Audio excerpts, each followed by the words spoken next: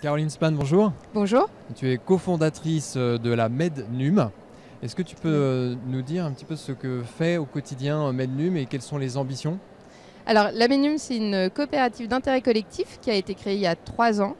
Et maintenant, en fait, ce qu'on fait, c'est vraiment de développer des services numériques d'intérêt général qui servent en fait l'inclusion numérique. En fait, il faut savoir qu'il y a 13 millions de personnes qui sont exclues du Ouais. numérique en France. C'est beaucoup. Et donc, il faut développer des dispositifs qui puissent les accompagner au quotidien. Et on en a développé 4. Un qui s'appelle Solidarité numérique. C'est une plateforme téléphonique. Tout le monde peut appeler. On a accompagné 30 000 personnes comme ça. D'accord. Une autre plateforme à destination des TPE. Et on en a aidé 1500 depuis.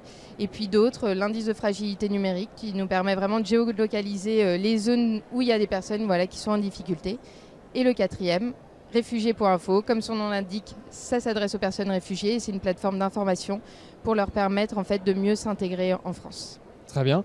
Et alors, donc là, ce sont des chiffres du nombre de personnes accompagnées. Est-ce que vous arrivez à mesurer dans la durée l'impact? Par exemple, une personne qui a été accompagnée il y a 3 ans, est-ce qu'aujourd'hui, elle est sortie de la fracture numérique? Quelle est la pérennité finalement de l'action? Ça, c'est justement tout notre enjeu et tout l'enjeu en fait, de notre écosystème. C'est de pouvoir vraiment mesurer la montée en compétences. Ouais. Aujourd'hui, on a des dispositifs qui permettent de donner des coups de pouce, comme Solidarité numérique. Vous appelez, on vous débloque un problème. Voilà, vous êtes rassurés. Ouais. Mais c'est vrai que ça ne suffit pas en fait pour être autonome sur le numérique. Et donc là, il y a des lieux d'accompagnement vraiment dans les villes, dans les villages, des maisons France Service qui permettent d'accueillir des gens pour les accompagner. Et c'est vrai qu'il faut qu'on monte nous aussi en compétences pour mieux mesurer aussi notre impact. Et c'est ce qu'on essaye de faire évidemment au quotidien pour ne plus parler de 13 millions de personnes d'ici quelques temps, mais peut-être de 10, de 9 et peut-être de 0 bientôt. Voilà, ça fera un 0 de plus dans 3 zéros. Et vis-à-vis des tiers-lieux qui prennent une place de plus en plus importante dans les territoires, est-ce que ce sont déjà aujourd'hui des relais avec lesquels vous arrivez à travailler? Oui, bien sûr. Ça, c'est vraiment des lieux qui sont essentiels à l'accompagnement parce qu'évidemment, on apprend mieux quand on est avec quelqu'un, à côté de quelqu'un qui peut vraiment nous expliquer étape par étape comment naviguer sur Internet, comment se créer une adresse email, comment communiquer sur les réseaux sociaux.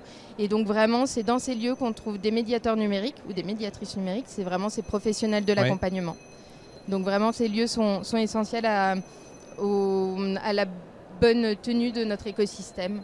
Et pour monter en puissance, la MedNum a besoin de quoi? De plus de financement ou plus de fléchage des publics qui ont cette fracture vers vos services? Quel est le problème principal pour monter en puissance? Donc effectivement, il y a un besoin vraiment d'objectiver la fragilité numérique. Parce qu'on parle justement de 13 millions de personnes, mais en fait, qui sont-ils? Quels sont les besoins et où se trouvent ces personnes? Donc il faut vraiment bien qualifier la demande pour mieux adapter l'offre et définir s'il y a besoin d'un lieu dans un territoire vraiment donné parce qu'il y aura plus de personnes en difficulté à cet endroit-là. Et évidemment, des financements. Là, il faut savoir qu'il y a un plan qui a été défini et lancé de 250 millions d'euros grâce à France Relance et aux fonds européens. Donc ça nous permet vraiment de structurer tout l'écosystème, de former et de recruter 4000 conseillers numériques. Donc ça, c'est vraiment extrêmement important. Et on espère évidemment que ça va être pérennisé. Mais évidemment, il faut toujours des moyens humains et financiers. Les 4000 personnes qui vont être recrutées sont recrutées au sein de MedNum ou au sein de l'écosystème? Alors, c'est l'État qui a lancé ce dispositif, mais tous les acteurs de la médiation numérique et la MedNum sont évidemment impliqués pour accompagner ces personnes-là dans leur montée en compétences, dans leur formation et puis dans leur déploiement au niveau local. Et les entreprises, les acteurs économiques, tu disais tout à l'heure que ça faisait partie de l'accompagnement pour les TPE notamment qui ont besoin de pouvoir être plus proche du numérique, notamment en temps de crise sanitaire, j'imagine. Mais est-ce que les acteurs économiques peuvent apporter aussi un soutien à MedNum? Oui, bien sûr. Donc effectivement, vous l'avez un peu souligné, il y a des personnes aussi qui sont exclues dans les grandes entreprises. Il y a des salariés qui peuvent être en difficulté numérique et il ne faut pas les oublier.